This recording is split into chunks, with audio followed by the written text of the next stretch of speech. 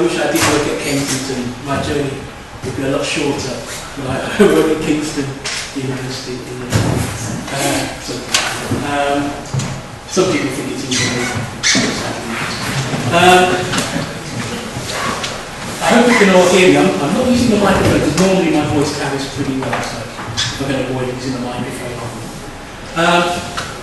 As adolescent, do I have 20 minutes? I'm going to talk about energy resilience as the social control of technology. Rather deviously, I slipped in a question mark in between submitting the abstract and preparing the presentation. So now there's a question mark.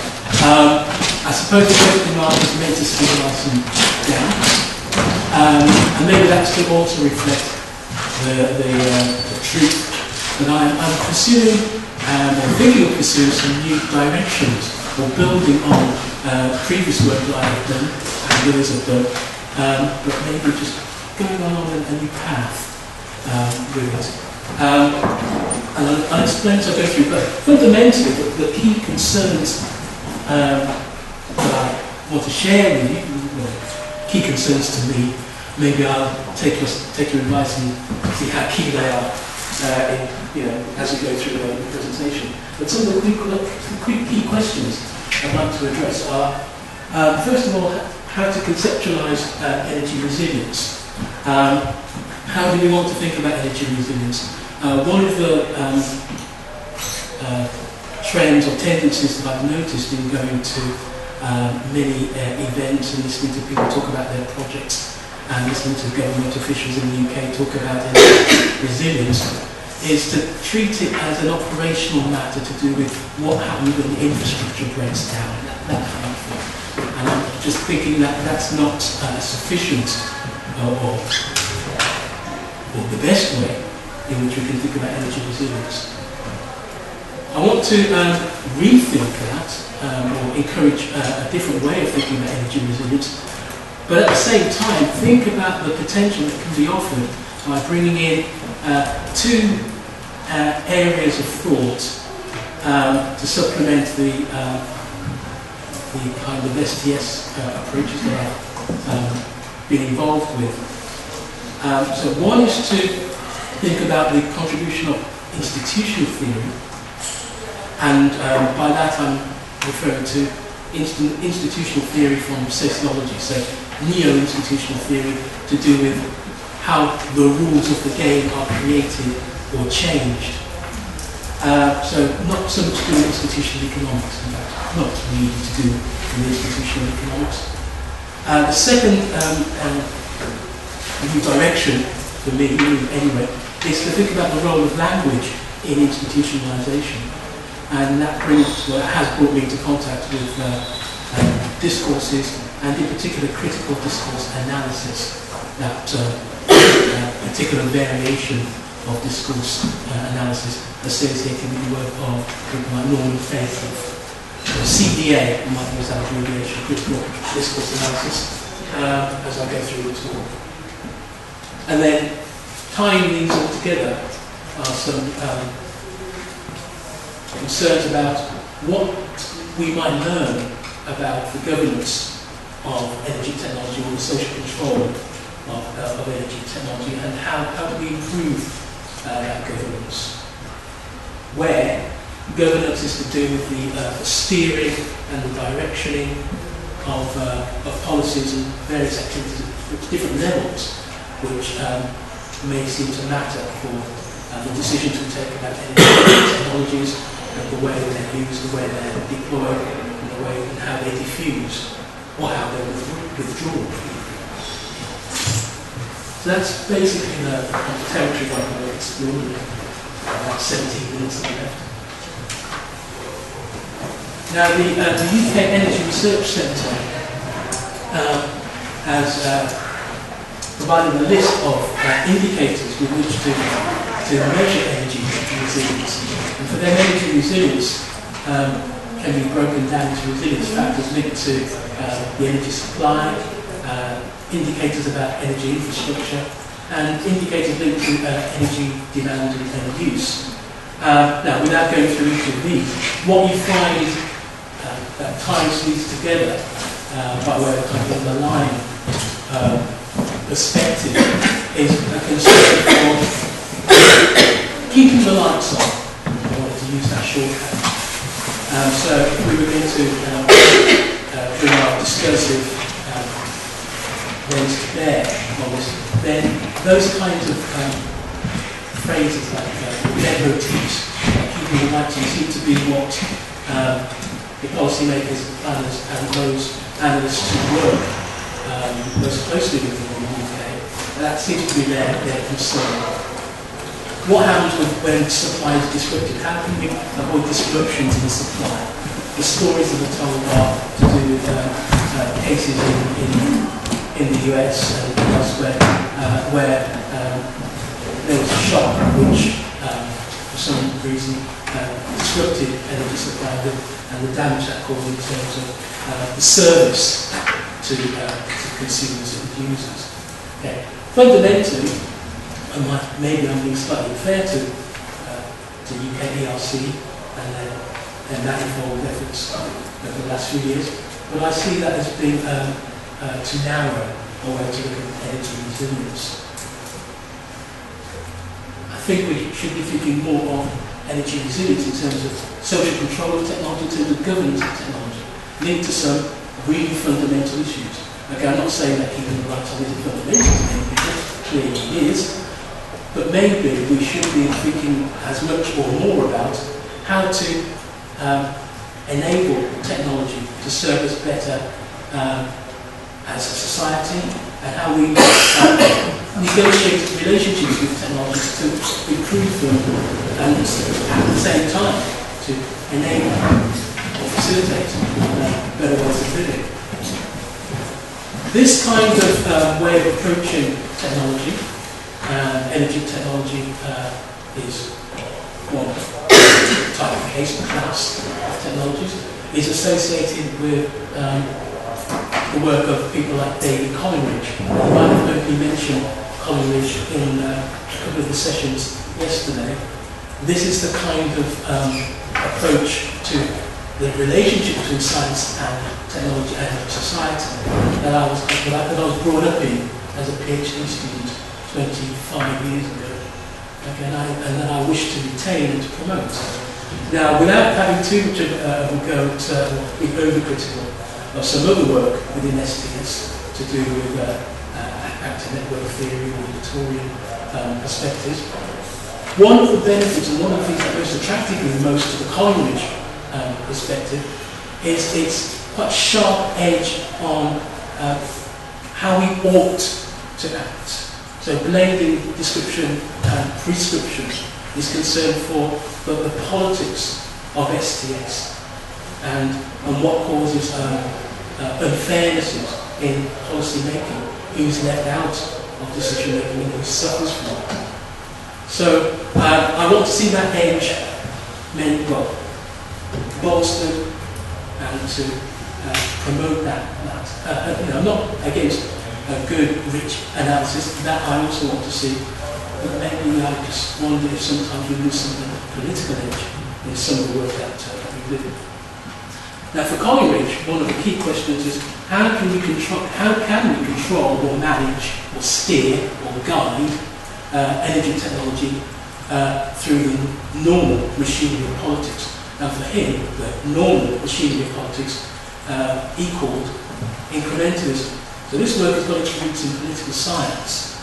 If you ever have read work by people like Charles Lindblom, who I'm very fond of quoting, they will tell you about the science of muddling through and how that serves liberal democracies in general quite well in moving away from ills, as they would call it, rather than seeking to fulfill global grand aspirations. So it's I don't want to bring Malcolm Gladwell into this, but I feel like I might just mention the tipping point. It's a little bit like it's a little bit like appreciating the benefits of the small, okay, and that being a preferable mode of decision making to approaching societal challenges with large-scale centrally planned approaches.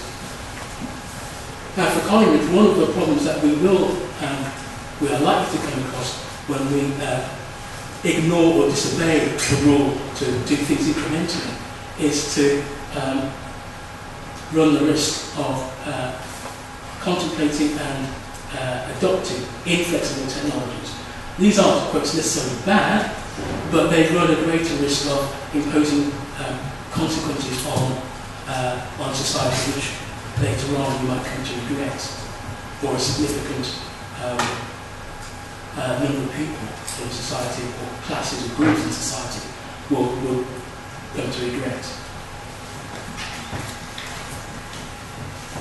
In the various case studies that he and then I have developed, we've used, I'm going to explain the approach, the Collingwood approach in a bit more detail. We would tend to give 3 propositions about inflexible technologies, the ones that can't be taken according to the usual incremental rules. So one is they end up being unduly costly. The second is they're often associated with centralised choice, in which there are key stakeholders or actors missing. But also thirdly, it will tend to be, typically be the case that there are more flexible, decentralised alternative options which exist but are ignored. Okay, so 3 propositions. If we look at each of these in turn, then a Collingwood-like analysis of technology would focus on indicators of flexibility. So justifying a claim about inflexible technologies being costly, overly costly, we would look at indicators to do with capital intensity. So nuclear power plants typically have capital intensity of about 80%. Previously I did work on North Sea oil, and in the UK sector of the continental shelf, the major oil fields tend to use very inflexible technologies where 70-80% of the total costs were made up by capital costs, and only a small percentage is made up of operating costs. That leaves any kind of venture like that extremely sensitive to events that happen later on, because there's such a great degree of sunk or upfront costs. Also, these types of technology tend to rely on very specialised infrastructure, which can't use anything else or everything else. And these kinds of technologies are often beset by long lead times, very long lead time for development, and they tend to be very low in terms of the unit size. The second point is to do with centralised choice, and we'll find that key actors who may be effective or knowledgeable are often marginal or missing, as land and winner would term it, they're missing actors, and their absence reduces the robustness, the durability of decisions made. And we might think here about, in terms of energy, the potential role and how that doesn't seem to be fulfilled in certain circumstances of consumers or citizens, active versus passive consumers. There's a lot of passivity regarding energy in the UK. I'm not going to spend a great deal of time on this, but we can think about centralisation in terms of the concentration of effort, the concentration of the players who supply energy, either in retail or those who are upstream, engaged in upstream activity in terms of exploration and getting gas out of the ground or in the sea. In terms of retail in the UK, reference is often made to the big 6 energy companies who supply about 95% of the retail power in the UK. But even if you look at the 2 largest, you'll see that the story is even more boring. So in terms of dual fuels, which is the lowest of these, you'll find that the 2 largest energy suppliers in the UK combined, they occupy about 60% of the supply. That's with dual fuels. You look at electricity and gas, and you're looking at 80-85% between the 2 largest energy suppliers. Never mind the big 6, never mind any other player or energy sources. We talk about energy sources, it's not a very happy story either in terms of the amount of primary energy demanded in the UK from renewables, that's only about 4%. Okay. Auto generation is also a very small figure. In terms of the third proposition, we might look at more flexible alternatives. So those of you who've been consulting with governments and liberals will know about what they call inherently resilient systems, in which there are many what they call small fine-grained elements, which are decentralized, dispersed, distributed. The cost of failure for any one of those will be relatively low compared with the cost of a more centralized system relying on fewer, larger, more centralized units. So this is just remembering also that a great part of the Collingwood story is avoiding high error costs, the cost of error, preferably to be kept as low as possible. Now, thinking about that third point and this idea of an inherently resilient energy system, you might think, well, hang on, Luís have been writing for decades about this.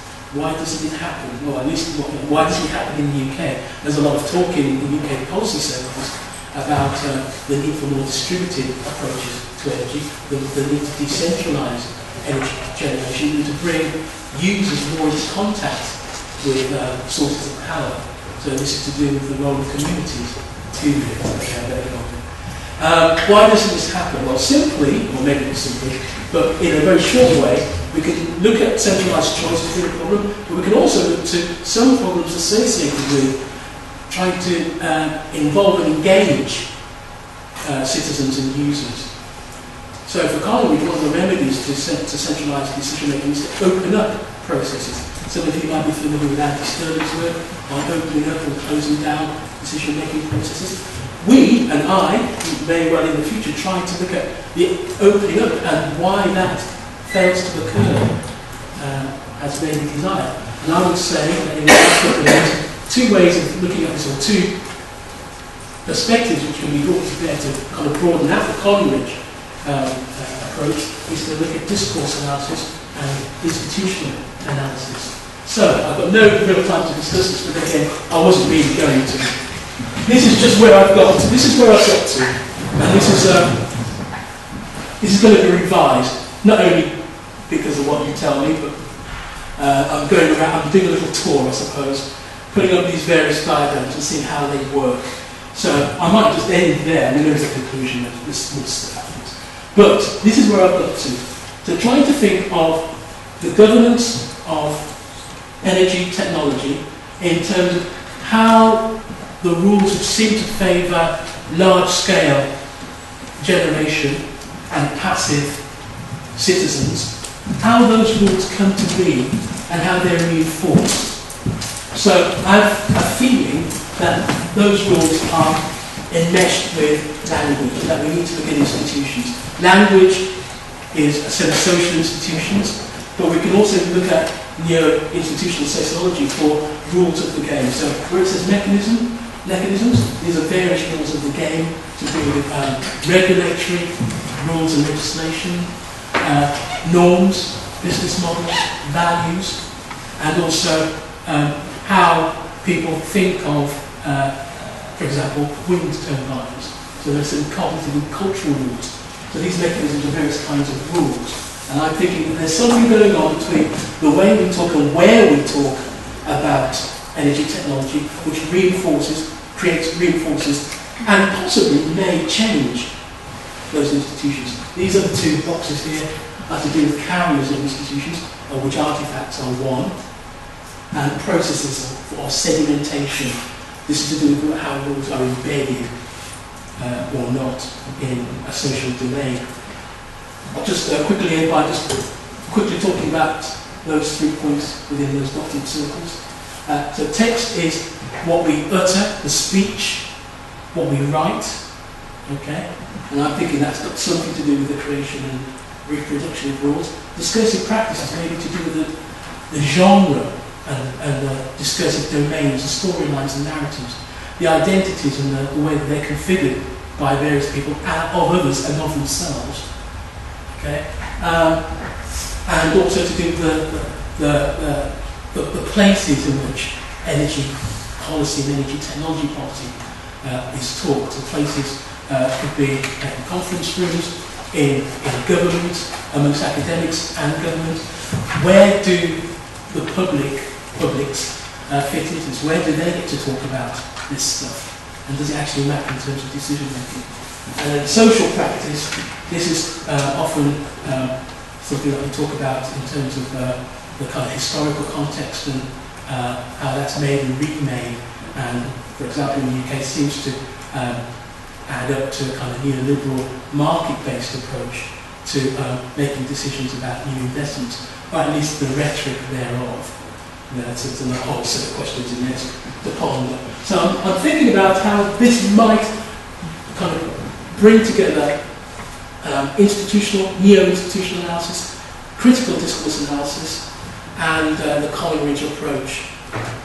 Maybe I'll just pause. I'll stop there. Yeah.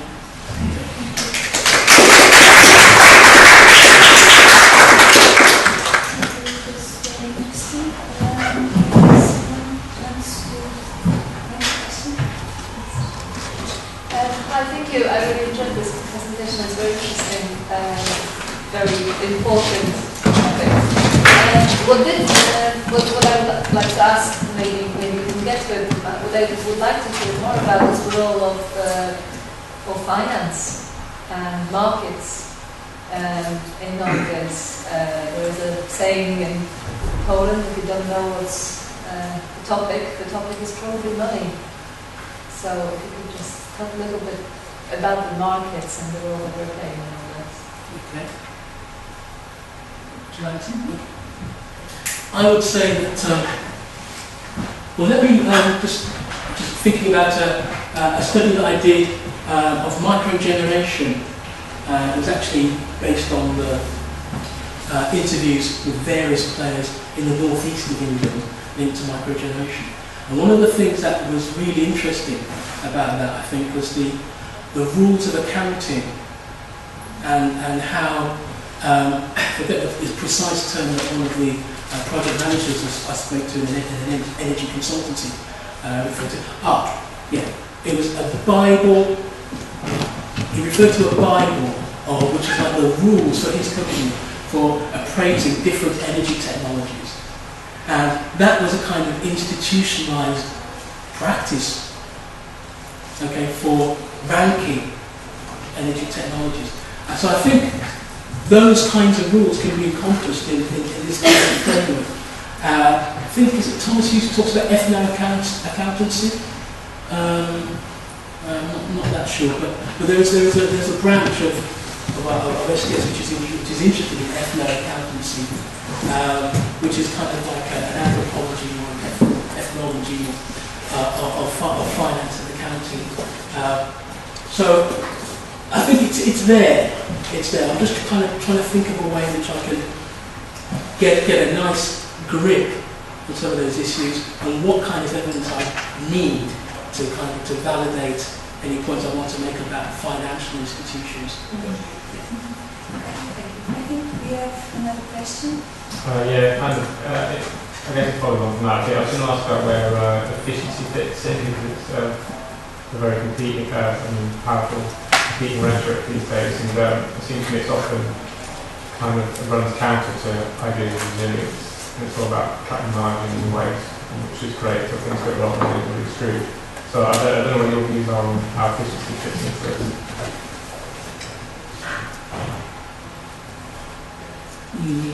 I'm not sure. Can I think about that and then take another question? Okay, an easy one first. So you seem to couple decentralization and democracy participation. And I see at least a discursive practice that is decoupling these two things under the headline of intelligent autonomous systems. You know, everything is smart, and there's a lot of rhetorics in EU context of smart cities, which is basically Googleizing everything and making it part of this virtual world that then somehow autonomous but very decentralized works in a very undemocratic way, obviously. So the question would be, do you see that there's something changed since the 1970s when you talk about decentralization and democracy? Or is this just rhetoric, still rhetoric? Now, one of the things that intrigues me is that in the last 10 to 15 years in the UK, there's been a lot of, well, I'm not sure how much of it we should label pejoratively as rhetoric, or how much of it seems like some more genuine awareness that public engagement should matter and should count. So I don't want to dismiss it as all kind of word game. We had GM Nation, and I think many people thought that was at least an attempt to kind of more generally bring in citizens into decision making. But ultimately, the rules by which it was set up kind of did not seem to work out in the ways that were promised. So what you ended up with didn't really feel like a genuine engagement of citizens. No, I was thinking more about all these small decentralized systems and machines making the decisions, and which has nothing to do with democracy any longer, but which might be called decentralized. That's so I'm still really trying to... So smart grid, autonomous, intelligent agents, which is technocracy at its best, but in a decentralized form. So I mean, fundamentally, are you wishing to make a clearer distinction between political democracy and decentralization, and this kind of, I wouldn't say they're only technical fixes, but they seem to they seem to descale activities in such a way which doesn't have anything to do with enriching the democratic process. Yeah, I would agree with you. There seems to be a lot of truth in what you're saying. So maybe I like to be careful in making it sound as if decentralized technology equals increasing democracy, because the two aren't necessarily the same thing. And let's go back to the point, the question on efficiency. I think what we tend to see is a lot of claims about efficiency kind of masquerading as ways in which to get the big stuff in, and ways in which to legitimate against more sort of inclusive or distributed or community kind of systems. So I'm not sure what's behind the question, but I think that framework might get at this in terms of what kinds of, if we look at particular schemes for community energy, I don't know if this is part of what you're thinking, but we see in the UK a number of measures and a number of programs for encouraging community energy. They seem to be dwarfed by the amount of attention and the amount of support and subsidy which goes towards actually very large nuclear power plants, for example. So I think it's... You can come back to it. Yeah, okay. There's another question, I think. I can answer it. Okay. See, the questions are too good, I can't just... or I'm going to answer. So you can talk more? Yeah, okay. Yeah. Maybe that's Thank better. you. And the next presentation.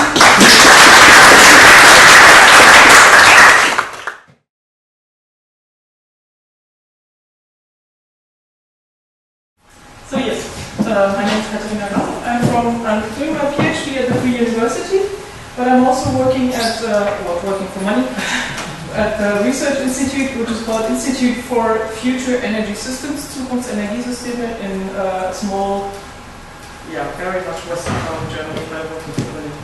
What I want to talk about is something that I've never done before, and this is the first presentation that I'm doing it, so please be patient. I want to talk about language in the Energiewende, so the energy transition discourse in Germany.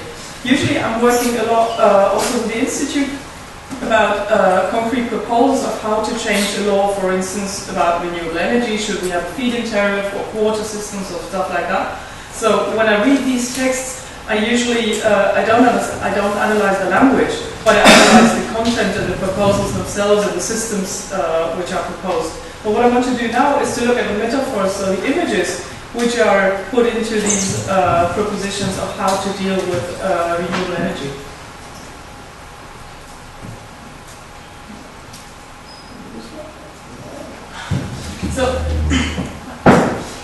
So my question is, what perceptions are present in the current German debate about how to deal with renewable energy? And the meta question which is behind is, do these perceptions actually support the regime change that we need, that needs to happen for the system transformation towards 80 to 100% of renewable energy until, say, 2050?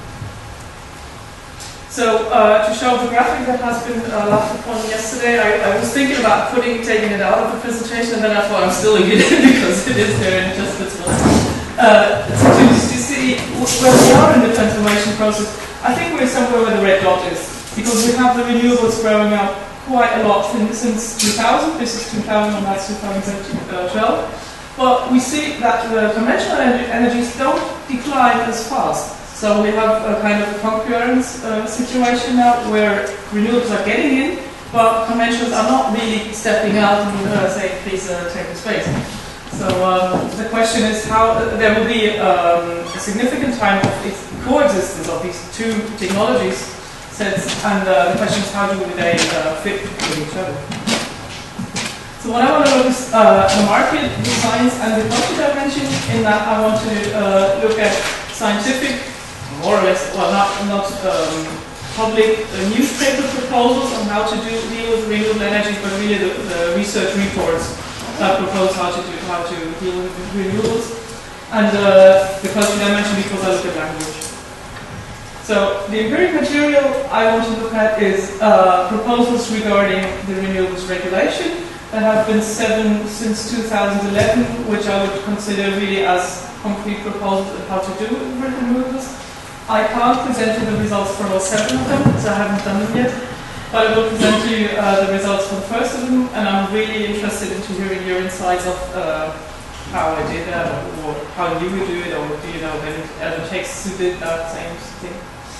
So I want to look a bit more thoroughly at this one. It's a publication of the Association of Municipal Companies in Germany. So we have a lot of, we have these big 4 players generating a lot of conventional energy, but in many cities in Germany we have municipal companies, little companies that are owned by the municipality who buy the power from the big companies and sell them to the ultimate customers if they, the end consumers have chosen another supplier. So the title is A Future-Ready Energy Market Design for Germany. The authors are not scientists, but they are consultants for energy supplies. One said on the website, the other said for energy industries. But still, I would qualify it as semi-scientific, as it is a scientific approach, and that says, well, these are the assumptions and so on. So, yeah, it's somewhat scientific. The main message in this report regarding renewables, it also deals with networks and conventional, but regarding renewables, is renewable energy sources need market integration and cost reduction. And the proposition they put forward is to replace the feed-in tariff system by an auctioning of renewable capacities. And that would mean that only the winners of this auctioning shall be entitled to receive the support, which, they say, needs to be complemented by market sale revenues during the operation of the plants. Now you have a feed-in tariff system, so everybody who puts up a solar plant can go to his network operator and say, listen, I have this power, you have to take it, and you have to give me the guaranteed price, which is written in the law. So there's no negotiating, I have the right to, I'm entitled to this feed-in tariff. And this would be the proposition to change the system. So what I did was, I did a metaphor analysis following the methodology of Lakoff and Johnson, which had been also done in the 80s and 90s, and a very helpful methodological guidebook, kind of, unfortunately for you in German, by Kruse et al., but it's really good to just how to try to do metaphor analysis step by step. Kruse et al. And as a metaphor here, I qualified every figure of speech that carries more than its literal meaning. So already a figure of speech is a metaphor, and if it carries more than a literal meaning, that is also a metaphor because you can't carry meaning. An example of the text would be to reach, of course I had to translate it, so I hope it's a good translation. To reach the renewables goals, the support will be necessary until at least to the horizon of the 2030s. So what I did, I just went through the executive summary of the text, and the part that referred to renewable energy, and I just looked at all the metaphors that were in there. And what it looks like afterwards is this. So you see, there are a lot of metaphors. If you really start looking at it, I've never done that before, so for me it was really difficult to see that because I had my old habit of looking at the text. But then, once you start, you get going there. So this is the text that I analyzed and that I will show you the results of that. And the analytical steps are to cut out and collect the metaphors, to build categories of the metaphors you found, to abstract from the concrete deployment, application, and complete the metaphors, to say what's missing out or what should be added on so that the metaphor in the picture is complete. And then finally to integrate and to reintegrate the metaphors in the actual text and context. So these are the results that I found. There are, do you still see if I stand here? I don't want to next time. So the results are that renewables are adolescent creatures, and the reasons why I think that this is the metaphor is that in the text it said they are in development, they are supported, and they will need further support, but not forever. They have a behavior, so who has a behavior? Usually only a feature, and additionally this behavior can be right or distorted.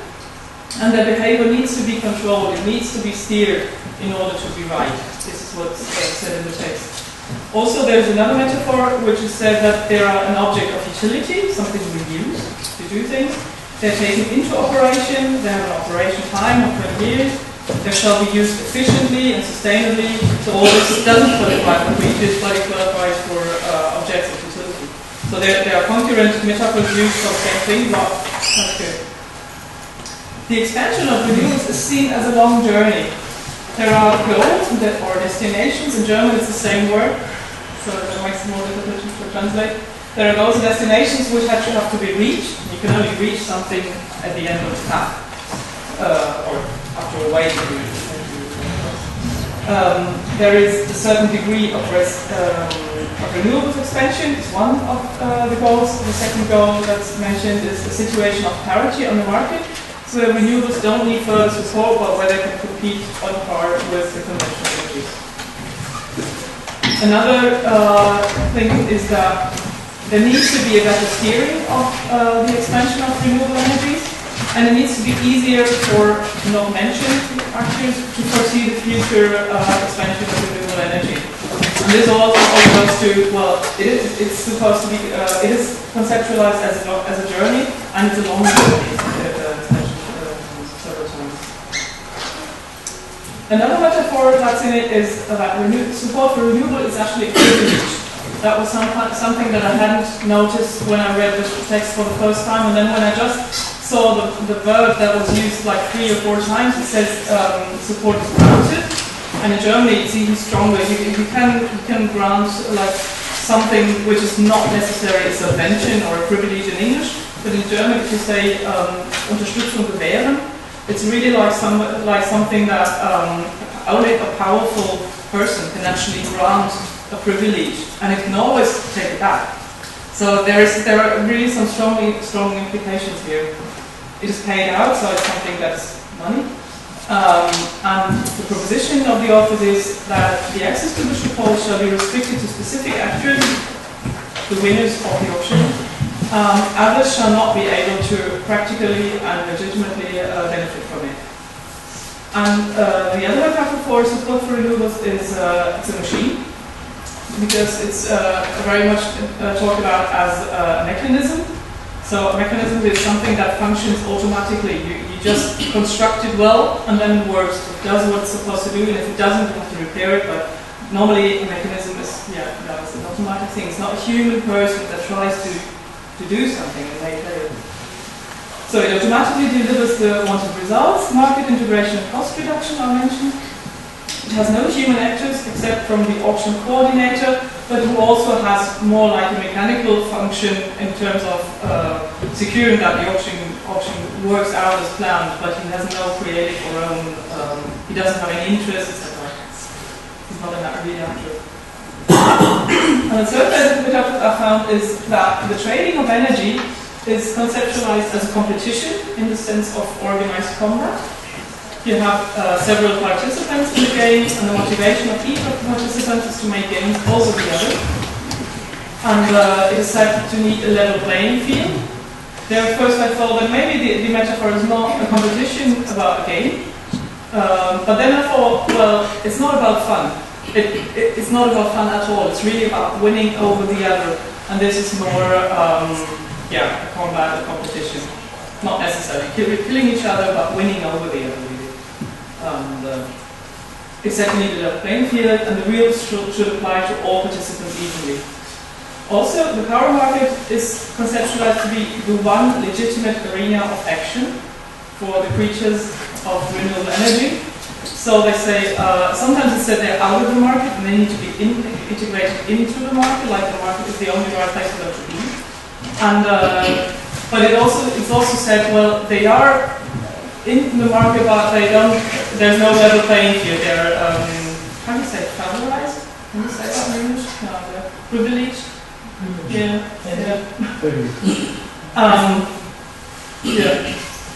So they, here it is said that they should act like the other participants. They should offer power at marginal cost, like the others have been doing for the last 50 years. And direct marketing, that's the phrase of renewables, creates a motivation to maximize gains, and this is the motivation we want them to have. And the last thing is that energy markets are designed object.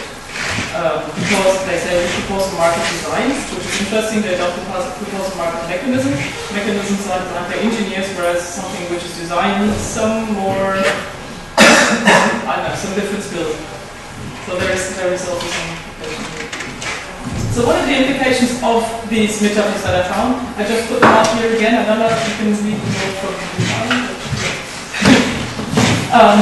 so the resulting storyline that I see, maybe you see a different one, then I would be really interested to hear. That renewables are adolescents, they need support and guidance, and they show what you can do in terms of, well, they need a little money, but don't give them too much because it will ruin their education. To grow up quickly. It will still be a long way until they're grown up. Nevertheless, they should now compete for support and also compete with incumbent technologies on a par. So for me, there are two contradictions that I want to mention. One is market integration versus the level playing field. A lot of talk, and also in politics in Germany at the moment, about market integration of renewables, and this implies that they're out of the market. But then they can't be in the market on an unlevel playing field. So here, I think people have to be more precise in what they're talking about. Practically, what's happening today is that in the feed-in tariff, I sell my energy to the grid operator. He sells it to he gives it to the transmission grid operator, who actually sells it on the day-ahead power exchange market. So you can't correctly say that they are out of the market, but this phrase of market integration is very, very powerful at the moment in the German debate about how to deal with renewables. So probably what people want is more a level playing field, but not many of them say it, because the implications are a bit more difficult. And the other contradiction is that they should follow the rules of the market, as if there is only one market, one natural market. But on the other hand, you say it's a designed object, so it can be redesigned at any time to serve different purposes. So they are not the rules of the market, they're not natural rules. Another set of implication questions which came up to me is support of renewable energy functions like a mechanism automatically. I don't think it ever will, because it's politics, and politics need skill and need choices and need democratic legitimacy. And so I don't think it's really helpful to have this idea of it being a mechanism. The other one would be about state-organized renewables financing, not to use the word support, which has a specific implication. It is said here to be unfair and should be stopped as soon as possible. Is it? Can it ever? Because if you think of wind and PV, the most fast-growing renewable energies in Germany, whenever the wind is good and the sun is shining, power prices go down. So, yeah. So whenever these renewables really can deliver a lot of energy, the price gets really down. So there's no way for my opinion, for a technology that has literally no capital costs, literally no running costs, operation costs, but only capital costs, how to recover these costs if whenever you're able to deliver, prices go really down and your concurrents, they get the peak price phases, which you can't benefit of. So that's, and I think the implication, if we say that they need to, it's a privilege, it needs to be stopped as soon as possible, we really have to think about if this is actually possible. Another one is that renewables should act on part of the incumbent plants, that they should be traded on the market at marginal costs. Also here I question if this really advances the system transformation, because offers at marginal costs work probably fine for fossil, that is coal or gas, electricity, or also for nuclear, because they do have operating costs. But wind and PV don't, and they will be the main renewable energy for Germany. Also, the uncontrolled expansion of renewable energy leads to chaos. This is a figure that I like quite very much, because they ask that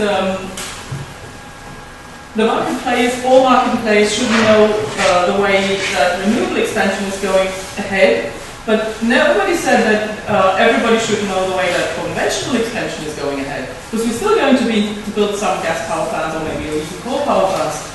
But it seems to be perfectly legitimate to ask for renewables to commit to a certain path of expansion, and the other ones are still free, and there was never a path of conventional energy expansion that had to be fixed and followed afterwards. So there is, some implication here. And also, surely cost, returns, and monetary gains shall be the only relevant evaluating criteria. If you do an auctioning, you just say, okay, I auction 2 gigawatts of wind power next year, who's going to do it, and then the cheapest will get the privilege. And maybe this is not the only way how we could deal about it, because power is about energy services, and trade is a means of organization, but it's not a goal itself. So starting points for you more useful conceptions, and that's my last slide, would be, I think that renewable policy needs skillful democratic actors, not just engineers, so it shouldn't be conceptualized as a mechanism. I think that if there will always be state-organized funding, let's legitimize it as something that is good and not bad. You can see classical theatres or agriculture, you may take as well, they get public funding, they don't get support. And then this carries another value. Also, renewables, they are not equal to incumbent technology, so their priority is legitimate, to my opinion. Funding to enable the agriculture. I just took a quote of the agricultural law in Germany and translated it. So here it says, it's meant to enable the agriculture to compensate their natural and economic disadvantage with other economic sectors.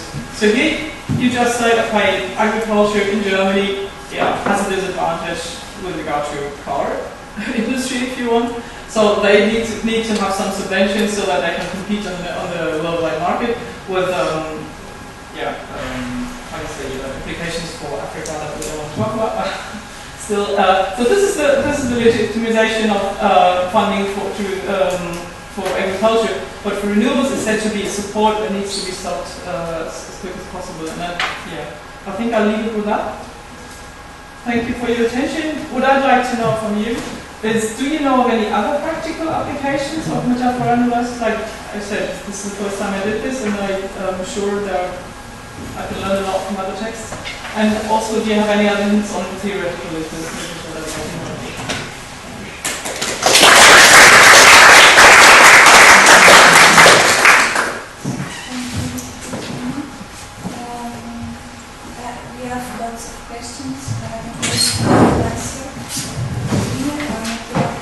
questions. Okay, thank you. Very interesting presentation. Maybe on the second point, I'm just for another workshop reading Michel Talon on the performativity of markets and economics, and one article is on bringing, well, actually third world people into market, and the whole system of market integration is in itself a metaphor, which is then backed up by economic theory as a performative actor, something that does something. And this, your speech, your presentation reminded me of that. The whole idea that the market has a boundary is, of course, also a metaphor. In this article, which I can send you, it is a more picturesque frontier, where there are all kinds of battlefields and inroads and retreats, and not just a boundary which you can draw like a neat line, which the authors of this proposal seem to have in mind. And so in the article you talk about, there is really metaphorical analysis of the market, or is it metaphors that you saw reading it? Yeah, it is used, and there are also metaphorical analysis and more theoretical approaches. I'm not an economist myself, but I found it very interesting to read anyway. It is exactly at this point of market integration, and what could be the effects of that, and how the neoliberal policy is advancing those ideas about market integration and the disastrous results. Yes, please. So, yeah. I think I need something to write. We have all the questions and then we can answer. So, I think... Yes. I have 2 points. One is, it's really interesting to see this debate as compared to what's going on in the UK now. And in the case of Hinkley Point, what is a nuclear power plant, and that was promised not to get any public support and have to, only live from what the market has offered. But obviously it's a bit like rephrased at what does public support means, and no guarantees and the strike price, what is basically similar to freedom tariff concept only for a longer term. So there is definitely something like that. And I think the interesting question is as well, when get the technology mature? So can nuclear power still be an adolescent after like 50 years of research and development and advancement of the technology? So I think it's also a discursive struggle that when does it get mature? And the second is that for me, what was probably the most interesting, that what is missed out from this document, in the sense of like other aspects of the Energiewende, like energy efficiency or how to change the grid, also like aspects like ownership, regional differences, democracy, but seem to be absolutely like... I don't think, that was maybe just my presenting, because the whole document has like 120 pages, and I analyzed 2 of them. Yeah. I analyzed the part of the executive summary that, and the part of it that dealt with the renewable energy. So there's also a part on conventional energies, there's a part on grid, so there's no part on democracy.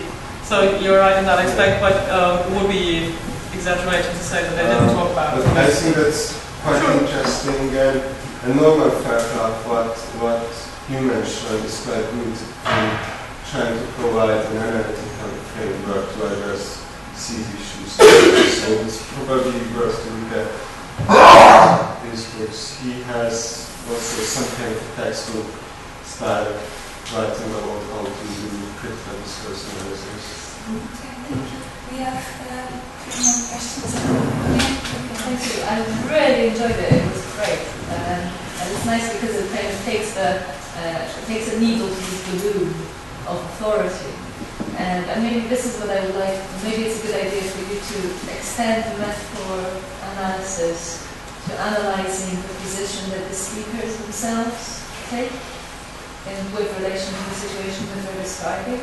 If they are speaking of the adolescent technologies, if they are using the metaphors of the natural environment, if they're using the metaphors of a battlefield, who are the speakers? Why are they in authority?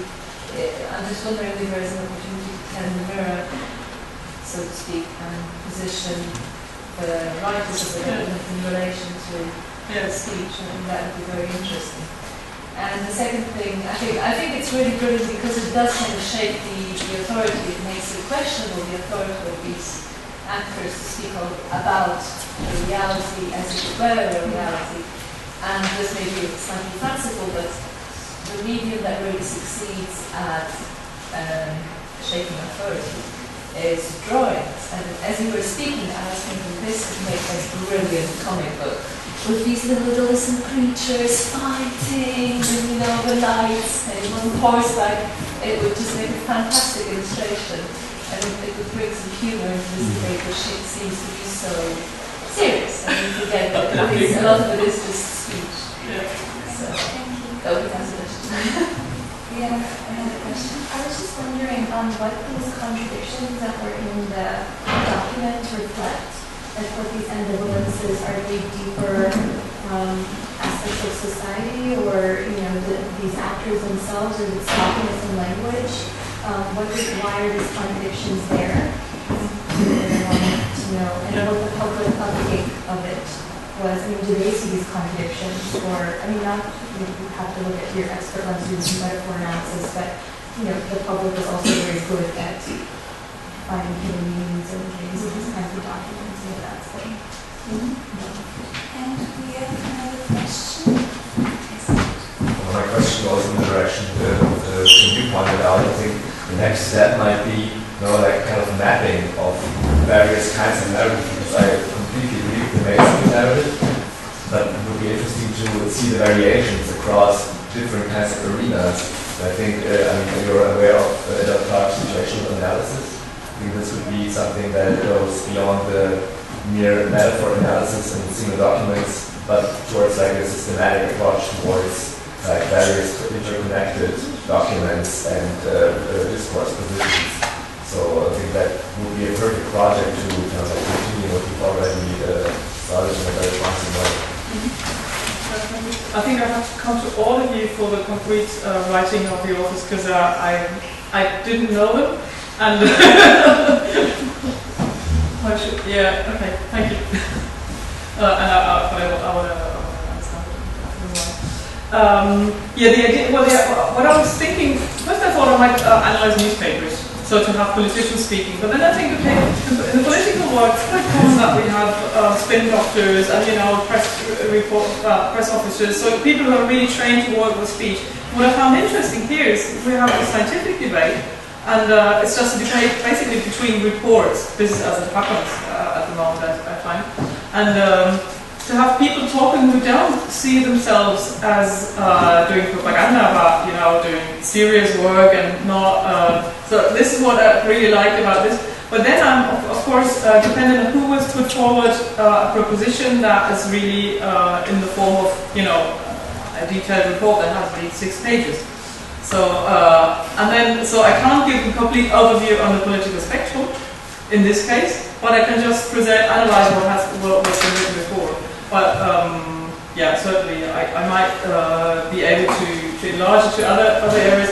But the thing is, I've been discussing with people from the Renewable Energy Association in Germany lately, and they often use the same metaphors as these rather neoliberally inspired people. So we were just discussing in a small group the other day that maybe we should have a proper look at the metaphors we use as to be the renewable scene or whatever, and actually we might rework these metaphors because we might have our own goals.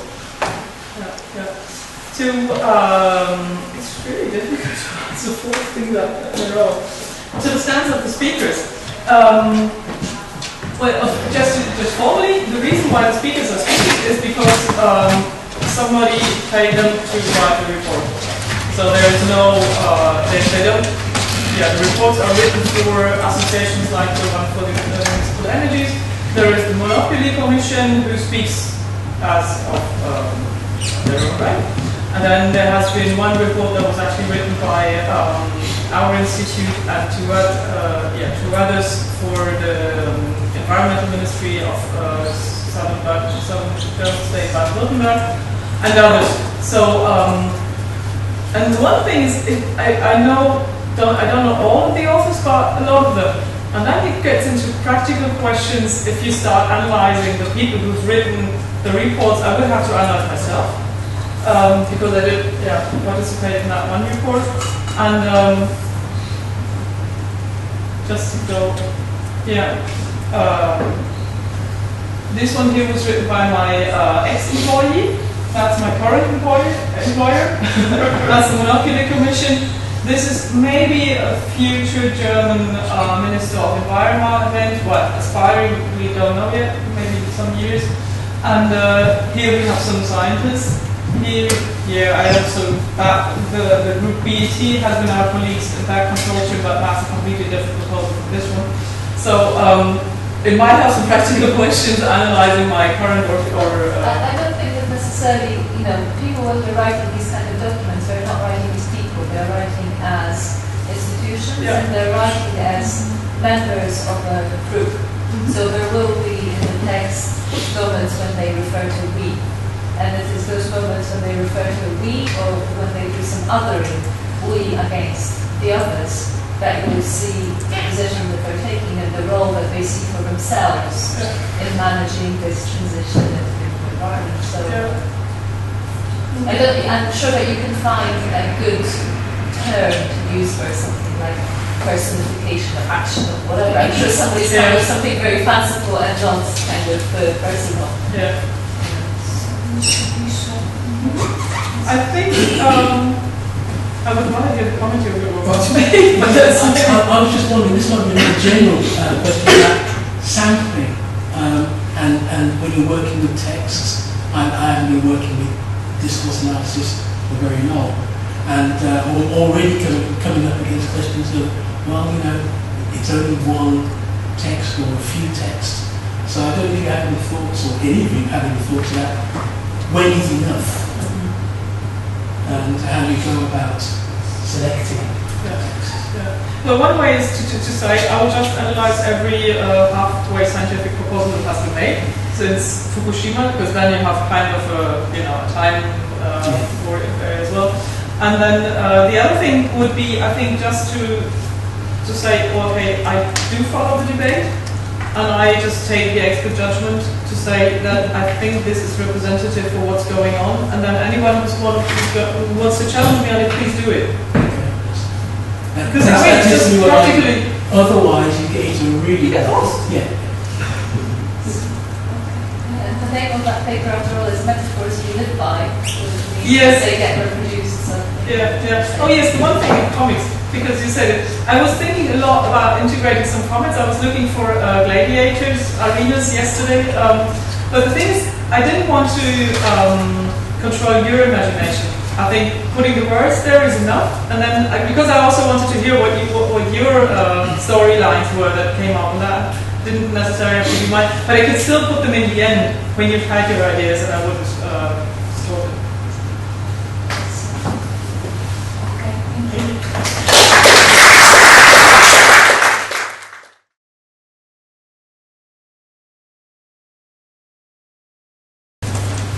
So, good morning, thank you for being here. This presentation is actually part of a larger research project that is ongoing here at STS. The project is called the Socio-Technical Consensus and Controversies Regarding Renewable Energies, and aims to understand social attitudes and social attitudes on renewable energy, especially on solar and wind power, at the local and at the national level. So this presentation focuses on solar power mainly. So these solar power plants are these big technological artifacts that suddenly appear in rural areas. They have a big impact in the landscape and transform the socio-economics of the area around them. So we have this case study on the solar power plant in Alentejo in the south of Portugal, which was built it was finished in 2008, and at the time was the biggest in the world, the biggest photovoltaic plant in the world. So in this presentation, I'm going to analyze discourse on I want to analyze the news on the media coverage on these plans in order to understand these discourses on these articles being constructed, on the impact it has, and on the possible obstacles against the development. This, as you can see, Portugal is quite advanced, in a good position in terms of renewable energy sources. We currently have a share of around 25% of total energy consumption of renewables, mainly from hydro and wind power. This has been a quite fast change. I think the last in 2 years, 2 years ago, I think in 2009, hydro and wind were tied at about 40-something%. Now we have like 50% from wind power and 30% from hydro. Solar is still quite small, but it has grown at a very large rate for its size. So this plant is in the center of Portugal, in the interior, near the frontier with Spain. It's in an area that has the highest measured solar hours of solar exposition per year. It's quite the same. It's ideal for this kind of technology. So this presentation is based on the collection of news from national and local newspapers. From the national press, we have selected a couple of newspapers with different qualities, different characteristics. We have public with some more quality journal, reading a more popular journal, a weekly journal, and an economic one. And there was a random sample was taken from this, and it was analyzed. From the press, we took data from the only local newspaper. It's called the Planicie. We selected papers from 2001 to 2012. So, about the national news, the main results, as some main ideas we saw from the analysis, the data detected in this investment is a government flagship, high priority investment for the government, at least for the last one, not so much in recent years. There is the idea of the creation of a positive image to the country, to be serious, a clean, a modern country with this emphasis on renewable technologies. There is also a heavy reliance on these two main sources of news for news that the corporations involved in production and government. So there is sort of redistributing controversy. Controversy doesn't really appear on the newspaper, as the coverage is quite one-sided, because we have this stark representation of IGOs and other citizen groups, and civil society in there. So the power plant was finished in December 2008, so it is despite of the discovery of solar power in 2009. It's mostly faded, at least faded away a little bit. There was this big spike. There is a clear growing trend, but with that spike in 2009 from the inauguration of the center of the plant. This stop must be economic, the market stop. In terms of the symmetric trends, you can see that it's mostly the newspaper mostly about the idea of the investment made in these technologies in Portugal. On the second hand, something about the production of energy and also about science and technology. The main issues mentioned, we see political announcements as a main issue. But also what are like conflict of interest, climate change, cost to the consumer, and environmental effects. As the new sources, as I said, it's mostly from corporations and the government. There are some other officials as well in local authorities, but mainly for corporations and the government. So in terms of how these views tend to be negative, you can see that there is an idea of technological optimism. The need for the power plant because there is a good investment opportunity because at the time these technologies were tariffs were supported by the state, and the location is ideal to exploit this kind of technology, and also this idea of self-rate hosting these very large plant in a very small community. So it's also somewhat about self-esteem of a local community. About the negative views, it's mainly the cost of tariffs, as is mostly expected. Now, what the local press has been,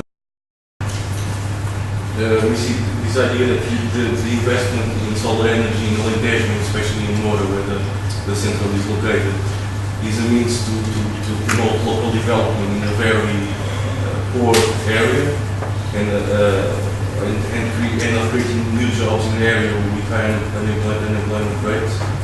Also, this idea of modernization of a very rural community, a very rural municipality and region, through the creation of this, with the expectancy of creating some sort of high-tech cluster around solar energy in there. Also, as in the national level, we can see the promotion of the municipality and the region as an area of modernity and clean energy is also very important. And contrarily to the national, you can see in the national news, where corporations were the major source here, the municipality, so the mayor and city hall are the major resource. And we can also see this underrepresentation both of civil society organizations and also from local political opposition. Also, we can see 2003 was around when the power plant was announced, so that there is a more earlier coverage in the local papers.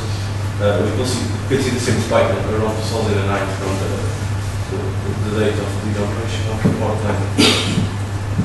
So the main issues mentioned here, we can see local development is highly important. It's mentioned in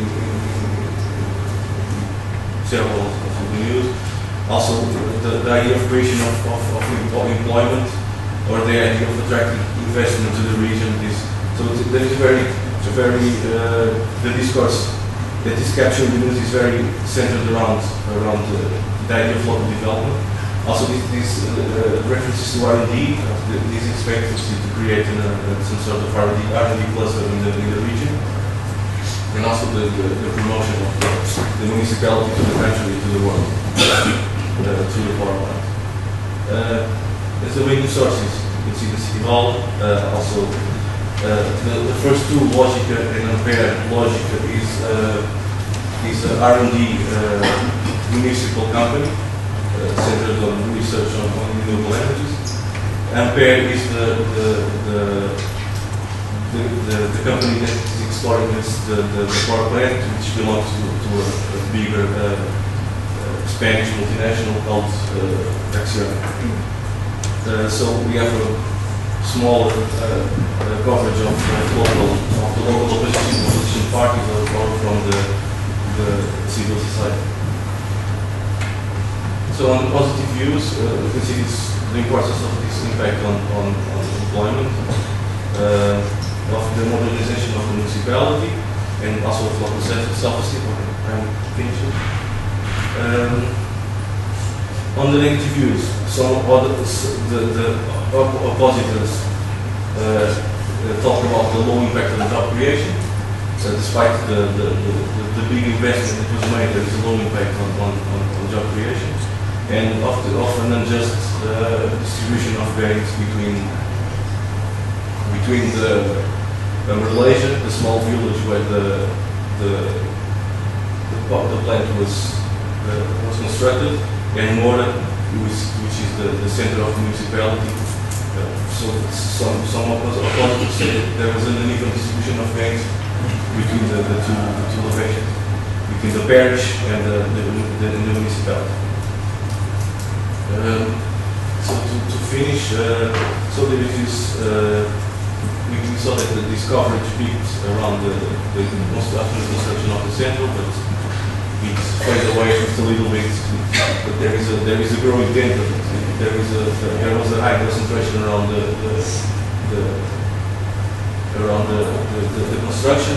This difference is more clear at the national level. So there is. On both sides there is a focus on this creation of a positive image of a green country / municipality that invests in renewable and modern technology. Also, in what you can see this representation of civil society, and at the local level we see a very heavy focus on local growth, local creation of local employment, and the attraction of investment to the area, to a very poor area. Okay, so thank you very much.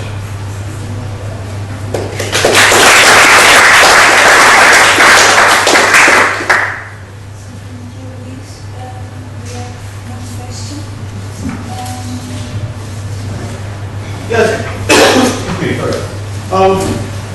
It's really interesting, but I wonder whether you can push that forward a bit further. I'd be interested in knowing what that recent spike is about, or what might be an upward trend, it might be a blip, who knows? In the news? Yeah, the 2012, which, yeah, that last figure is interesting. And the other part of it is whether there's been change in time.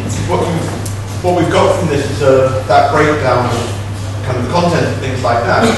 But have those patterns changed with time, and particularly in the post-construction phase? Because that might start to be very interesting about people's reactions and about the politics after the event, which is often very different, obviously, from the...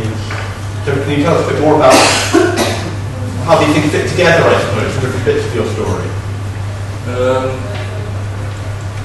Can you please, I didn't understand quite what you were saying. I'm interested in how this might have changed over time. Yes. You present.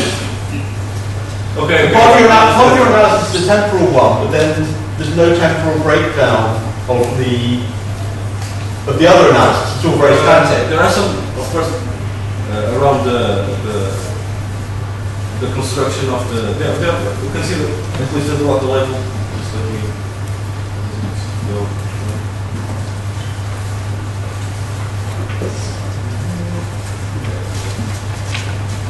So there was, at least in this early phase, at the local level, when things were being discussed, there was a discussion. The discussion was centered mostly on the feasibility and of the feasibility of the investment. Is it worth it for the municipality or not? That was mostly this discussion. Where it should be built. I think it was those main points. It was the location. It was decided that it was in Malaysia because Malaysia had this. It was the point in Europe where there are mostly where we have most solar exposition. So it was in Malaysia. So, but there was a discussion about where the place should be placed, and if the investment was worth it or not. I think those were the main, at least around this early phase. After the construction, this area is mostly promotion. It was coverage news. The central started to build. The plant started to build. The plant is finished. The plant is connected to the grid, etc., etc. But the part of this early discussion continues in this phase of the construction. Well, it's an investment worth it. At least the local opposition continues to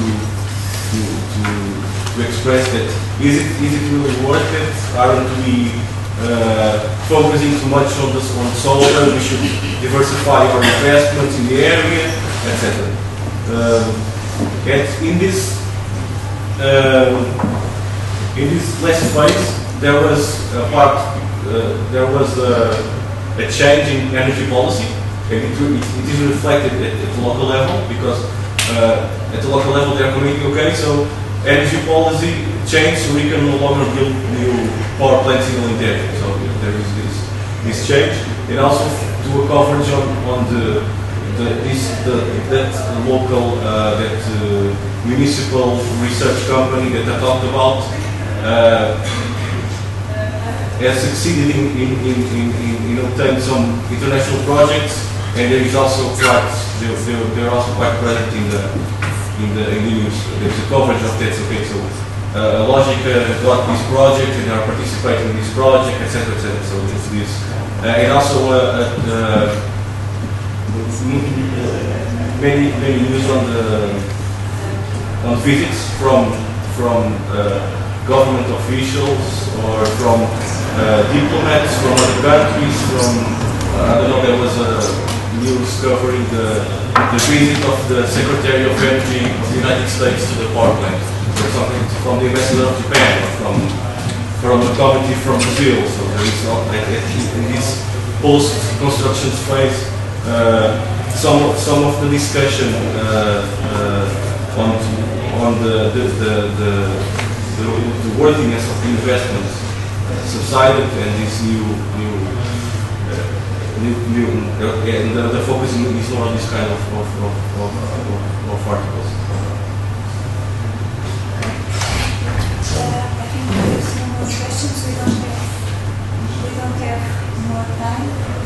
So thank you very much.